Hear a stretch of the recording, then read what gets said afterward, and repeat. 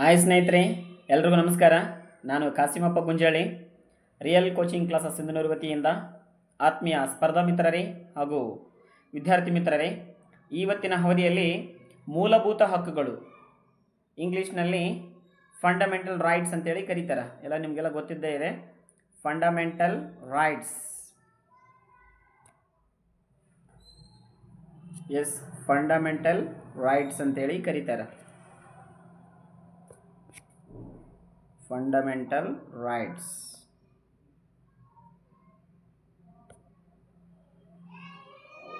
Okay, fundamental rights ಅಂತೇಳಿ ಕರೀತಾರೆ.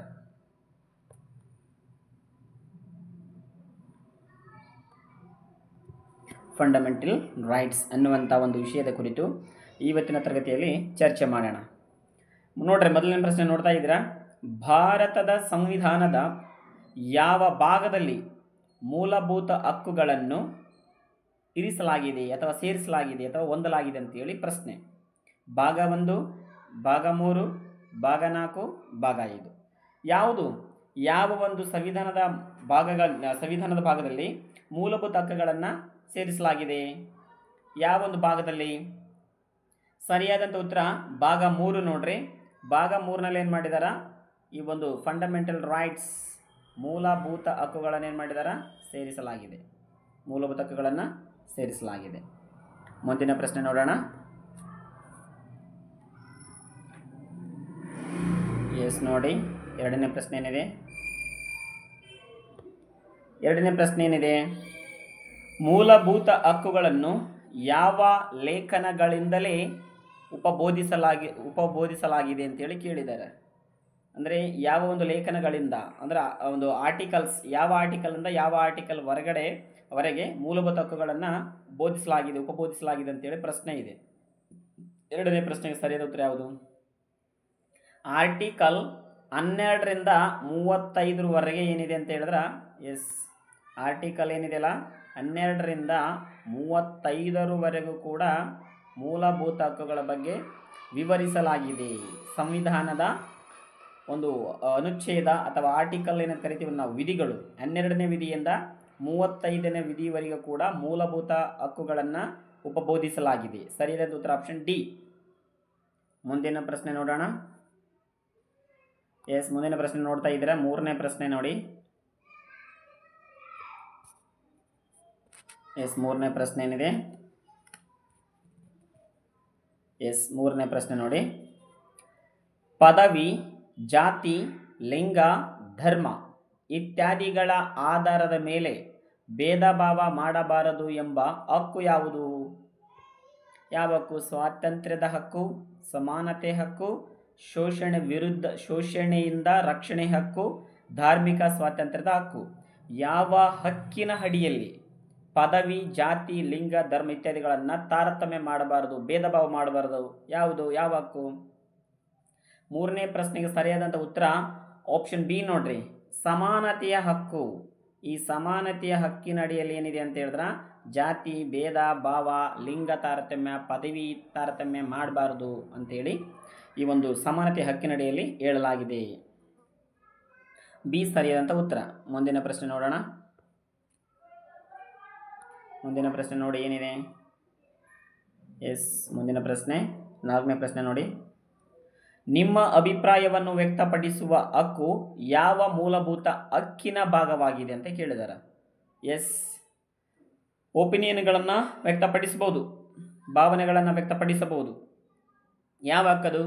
ಸಮಾನತೆ ಹಕ್ಕು, ಶೋಷಣೆಯಿಂದ ರಕ್ಷಣೆ ಹಕ್ಕು, ಸ್ವಾತಂತ್ರ್ಯದ ಹಕ್ಕು, ಸಾಂಸ್ಕೃತಿಕ ಹಕ್ಕು. ಯಾವುದು? 4ನೇ ಪ್ರಶ್ನೆಗೆ ಸರಿಯಾದ ಉತ್ತರ ಸಿ, ಸ್ವಾತಂತ್ರ್ಯದ ಹಕ್ಕು. ಅದು ನಿಮ್ಮ ಒಂದು ಒಪಿನಿಯನ್ಗಳನ್ನು, ನಿಮ್ಮ ಒಂದು ಭಾವನೆಗಳನ್ನು ವ್ಯಕ್ತಪಡಿಸಬಹುದು, ಮಂಡಿಸಬಹುದು.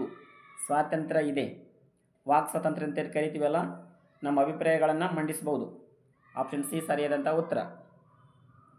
ಮುಂದಿನ ಪ್ರಶ್ನೆ ನೋಡೋಣ. 5ನೇ ಪ್ರಶ್ನೆ ನೋಡಿ ಏನಿದೆ? 5ನೇ ಪ್ರಶ್ನೆ ಏನಿದೆ? ಮಕ್ಕಳನ್ನು 14ನೇ ವರ್ಷ ವಯಸ್ಸಿನವರೆಗೆ ಕೆಲಸಕ್ಕೆ ಹಾಕುವುದು ತಪ್ಪು. ಎಸ್ ಹಾಕುವುದು ಯಾವ ಹಕ್ಕು ಉಲ್ಲಂಘನೆ ಮಾಡುತ್ತೆ? ಯಾವ ಹಕ್ಕಿನಡಿಯಲ್ಲಿ 14 ವರ್ಷ ವಯಸ್ಸಿನವರೆಗೆ ಕೆಲಸಕ್ಕೆ ಹಾಕಬಾರ್ದು ಅಂತೇಳಿ ಅದನ್ನು ಉಲ್ಲಂಘನೆ ಮಾಡತಕ್ಕಂಥದ್ದು ಯಾವುದು? ಸಮಾನತೆ ಹಕ್ಕು, ಶಿಕ್ಷಣ ಹಕ್ಕು, ಶೋಷಣೆಯಿಂದ ರಕ್ಷಣೆಯ ಹಕ್ಕು, ಧಾರ್ಮಿಕ ಹಕ್ಕು. 5ನೇ ಪ್ರಶ್ನೆಗೆ ಸರಿಯಾದಂಥ ಉತ್ತರ ಯಾವುದು? ಸಿ ನೋಡ್ರಿ. ಎಸ್, ಆಪ್ಷನ್ ಸಿ ಏನಿದೆ ನೋಡ್ರಿ, ಶೋಷಣೆಯಿಂದ ರಕ್ಷಣೆಯ ಹಕ್ಕು. ಅದು ಶೋಷಣೆಯಿಂದ ರಕ್ಷಣೆಯ ಹಕ್ಕು. ಮಕ್ಕಳನ್ನು 14 ವರ್ಷ ವಯಸ್ಸಿನವರೆಗೆ ಕೆಲಸಕ್ಕೆ ಹಾಕುವುದು, ಕೆಲಸಕ್ಕೆ ಹಾಕಬಾರ್ದು, ಹಾಕುವುದು ಯಾವ ಹಕ್ಕು ಉಲ್ಲಂಘನೆ ಮಾಡುತ್ತೆ ಅಂತ ಕೇಳಿದಾರೆ. ತಪ್ಪು ಅಂತೇಳಿ ಆಪ್ಷನ್ ಸಿ ಸರಿಯಾದಂಥ ಉತ್ತರ, ಶೋಷಣೆಯಿಂದ ರಕ್ಷಣೆಯ ಹಕ್ಕು. ನೆಕ್ಸ್ಟ್ 6ನೇ ಪ್ರಶ್ನೆಗೆ ಹೋಗೋಣ. 6ನೇ ಪ್ರಶ್ನೆ ನೋಡಿ, ಶಿಕ್ಷಣ ಹಕ್ಕನ್ನು ಭಾರತದಲ್ಲಿ ಯಾವ ವರ್ಷದಿಂದ ಮೂಲಭೂತ ಹಕ್ಕಾಗಿ ಘೋಷಿಸಲಾಗಿದೆ? ಶಿಕ್ಷಣ ಹಕ್ಕೇನಿದೆಯಲ್ಲ, ಇದು ಕೂಡ ಮೂಲಭೂತ ಹಕ್ಕು. ಯಾವ ವರ್ಷದಿಂದ ಮೂಲಭೂತ ಹಕ್ಕಾಗಿ ಘೋಷಿಸಲಾಗಿದೆ? 1947, 1950, 2002, 2010. 6ನೇ ಪ್ರಶ್ನೆಗೆ ಸರಿಯಾದಂಥ ಉತ್ತರ ಆಪ್ಷನ್ ಡಿ 2010. 2010 ಏನಿದೆಯಲ್ಲ, 2010ರಲ್ಲಿ ಶಿಕ್ಷಣ ಹಕ್ಕನ್ನು ಭಾರತದಲ್ಲಿ ಏನು ಯಾವ ವರ್ಷ ಅಂತ ಕೇಳಿದ್ರಲ್ಲ, ಇದು 2010ರಿಂದ ಮೂಲಭೂತ ಹಕ್ಕಾಗಿ ಘೋಷಣೆ ಮಾಡಿದ್ದಾರೆ. 7ನೇ ಪ್ರಶ್ನೆ ನೋಡೋಣ, ಏನಿದೆ ನೋಡಿ 7ನೇ ಪ್ರಶ್ನೆ. ಭಾರತದ ಎಲ್ಲ ನಾಗರಿಕರು ಯಾವ ವರ್ಷದಿಂದಲೇ ಶಿಕ್ಷಣ ಪಡೆಯಲು ಹಕ್ಕು ಪಡೆದಿದ್ದಾರೆ? ಎಸ್, 7ನೇ ಪ್ರಶ್ನೆಗೆ ಸರಿಯಾದ ಉತ್ತರ ಯಾವುದು ನೋಡ್ರಿ? 2002, 2009, 2010, 2012. 7ನೇ ಪ್ರಶ್ನೆಗೆ ಸರಿಯಾದಂಥ ಉತ್ತರ ಯಾವುದು? ಭಾರತದ ಎಲ್ಲ ನಾಗರಿಕರು, ಎಲ್ಲ ಸಿಟಿಜನ್ಸ್ ಏನು ಮಾಡ್ಬೋದು, ಯಾವ ವರ್ಷದಿಂದಲೇ ಶಿಕ್ಷಣ ಪಡೆಯಲು ಹಕ್ಕು ಪಡೆದಿದ್ದಾರೆ? 2010 ಸರಿಯಾದಂಥ ಉತ್ತರ ಯಾವುದು? 2010 ಆಪ್ಷನ್ ಸಿ ಸರಿಯಾದಂಥ ಉತ್ತರ. ಮುಂದಿನ ಪ್ರಶ್ನೆ 8ನೇ ಪ್ರಶ್ನೆ ನೋಡೋಣ. 8ನೇ ಪ್ರಶ್ನೆ, ನಾವೆಲ್ಲರೂ ನ್ಯಾಯ, ಸಮಾನತೆ ಮತ್ತು ಮುಕ್ತವಾಗಿ ಬದುಕಲು ಹಕ್ಕು ಹೊಂದಿದ್ದೇವೆ ಎಂಬುದನ್ನು ಯಾವ ಲೇಖನ ಖಚಿತಪಡಿಸುತ್ತದೆ? ಯಾವ ಒಂದು ಆರ್ಟಿಕಲ್, ಯಾವ ಒಂದು ವಿಧಿ ಖಚಿತಪಡಿಸುತ್ತೆ? ವಿಧಿ 14, ವಿಧಿ 15, ವಿಧಿ 21, ವಿಧಿ 19 ಯಾವುದು? 8ನೇ ಪ್ರಶ್ನೆಗೆ ಸರಿಯಾದಂಥ ಉತ್ತರ ಆಪ್ಷನ್ ಸಿ 21ನೇ ವಿಧಿ ಪ್ರಕಾರ. 21ನೇ ವಿಧಿ ಪ್ರಕಾರ ನಾವೆಲ್ಲರೂ ನ್ಯಾಯ, ಸಮಾನತೆ ಮತ್ತು ಮುಕ್ತವಾಗಿ ಬದುಕಲು ಹಕ್ಕು ಹೊಂದಿದ್ದೇವೆ. 21ನೇ ಆರ್ಟಿಕಲ್ 21. 9ನೇ ಪ್ರಶ್ನೆ ನೋಡೋಣ. 9ನೇ ಪ್ರಶ್ನೆ ಏನಿದೆಯಪ್ಪ? ಧಾರ್ಮಿಕ ಕಾರ್ಯಾಚರಣೆಗಳಿಗೆ ಮುಕ್ತತೆ ನೀಡುವ ಹಕ್ಕು ಯಾವುದು? ಧಾರ್ಮಿಕ ಭಾರತದಲ್ಲಿರ್ತಕ್ಕಂಥ ವಿವಿಧ ನಾಗರಿಕರು ಅವರದ್ದೇ ಧರ್ಮವನ್ನು ಪರಿಪಾಲನೆ ಮಾಡಬಹುದು, ಅವರದ್ದೇ ಆಚರಣೆಗಳನ್ನು ಮಾಡಬಹುದು, ಅದನ್ನು ಯಾರು ಕೂಡ ಪ್ರಶ್ನೆ ಮಾಡೋಂಗಿಲ್ಲ. ಅದು ಯಾವ ರೀತಿಯ ಯಾವ ಹಕ್ಕು ಅಂತೇಳಿ? ಶೋಷಣೆಯಿಂದ ರಕ್ಷಣೆಯ ಹಕ್ಕು, ಧಾರ್ಮಿಕ ಸ್ವಾತಂತ್ರ್ಯದ ಹಕ್ಕು, ನ್ಯಾಯ ಹಕ್ಕು, ಶ್ರದ್ಧಾ ಹಕ್ಕು. 9ನೇ ಪ್ರಶ್ನೆಗೆ ಸರಿಯಾದಂಥ ಉತ್ತರ ಬಿ ಧಾರ್ಮಿಕ ಸ್ವಾತಂತ್ರ್ಯ ಹಕ್ಕು. ಧಾರ್ಮಿಕ ಸ್ವಾತಂತ್ರ್ಯ ಹಕ್ಕಿನ ಪ್ರಕಾರ ಏನು ಮಾಡ್ಬೋದು? ಧಾರ್ಮಿಕ ಕಾರ್ಯಾಚರಣೆಗಳಿಗೆ ಮುಕ್ತತೆ ನೀಡುವ ಹಕ್ಕಾಗಿದೆ ಧಾರ್ಮಿಕ ಸ್ವಾತಂತ್ರ್ಯ ಹಕ್ಕು. 9ನೇ ಪ್ರಶ್ನೆ. ಓಕೆ ಆದ್ಮೇಲೆ ಈ ಒಂದು ಅವಧಿಯಲ್ಲಿ ಕೊನೆಯ ಪ್ರಶ್ನೆ ಏನಿದೆ ನೋಡೋಣ.